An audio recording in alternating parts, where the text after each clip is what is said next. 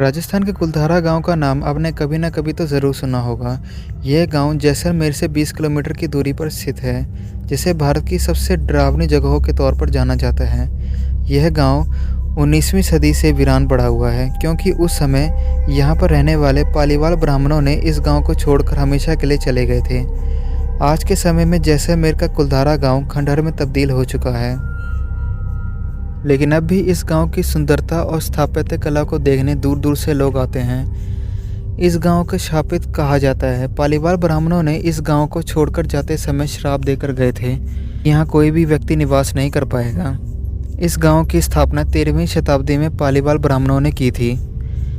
ग्रामीणों के किस्से तथा किताबों में बताया गया है कि जैसलमेर के कुलधारा गांव में मूल रूप से ब्राह्मण निवास करते थे, जिनका गोत्र पालीवाल था। पालीवाल ब्राह्मण राजस्थान के पाली जिले से आकर यहाँ बसे थे। यहाँ पर मिले शिलालेख से भी इस बात की पुष्टि होती है। इतिहासकार बताते हैं कि उस समय यहाँ पर रहने वाले पालीवाल ब्राह्मण काफ़ी समृद्ध और स्वस्थ तरीके से जीवन जीते थे। उस समय कुलधारा गांव काफ़ी समृद्ध था। जैसा कि सभी को पता है कि राजस्थान में गर्मी के दिनों में रिकॉर्ड तोड़ गर्मी पड़ती है, परंतु कुलधारा गांव में गर्मी का एहसास ही नहीं होता, क्योंकि पालीवाल ब्राह्मणों ने इस गांव को बहुत ही सुनियोजित तरीके से बसाया था।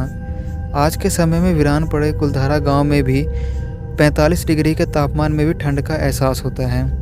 इतिहासकार इस बात से हैरान है कि उस समय लोगों ने किस तरह से योजनाबद्ध तरीके से अपने घरों में झरोखे बनाए थे।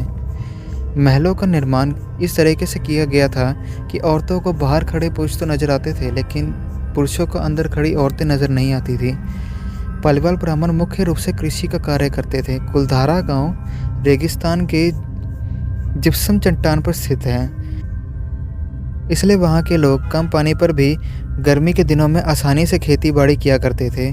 यहाँ के लोगों के अनुसार पालीवाल ब्राह्मणों द्वारा इस गांव को छोड़े जाने के पीछे एक कहानी है, जिसके अनुसार यहाँ पर एक दीवान रहता था, जिसे गांव के एक ब्राह्मण की पुत्री पसंद आ गई। इसलिए उस दीवान ने लड़की के साथ विवाह करने की बात उस ब्राह्मण पिता से कही। जब ये बात पालीवाल ब्राह्मणों को पता चली तो उन्होंने एक बैठक रखी और इसमें इस बात का विरोध करने का फैसला लिया। जब पालीवाल ब्राह्मणों ने दीवान का उनकी लड़की से विवाह करने के फैसले का विरोध किया, तो दीवान ने उनके ऊपर अतिरिक्त कर लगा दिया और दीवान ने ब्राह्मणों को धमकी भी दी कि वह कैसे भी करके इस लड़की से विवाह कर ही रहेगा।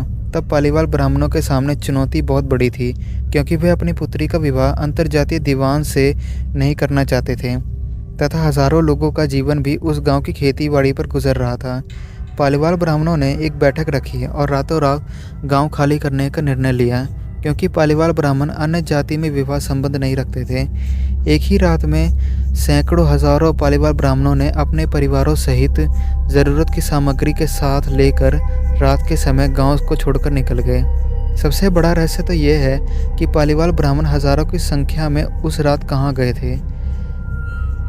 कहा जाता है कि पालीवाल ब्राह्मण गांव छोड़कर जाते समय एक श्राप देकर गए थे कि उनके बाद इस गांव में कोई और नहीं बस पाएगा, और आज भी यह गांव वैसा ही है। उस घटना के बाद अनेक लोगों ने इस गांव में बसने की कोशिश की, लेकिन किसी न किसी कारण से वह यहाँ नहीं बस पाए। उन्हें अनेक प्रकार की तकलीफ़ों का सामना करना पड़ा। कुछ इतिहासकारों के अनुसार कुलधारा गांव में उस समय बहुत बड़ी आपदा आई थी, जिससे यह एकदम से वीरान हो गया। इतिहासकारों ने उस समय भूकंप के आने का भी जिक्र किया है, लेकिन भूकंप के आने का कोई भी इतिहास सही नहीं है।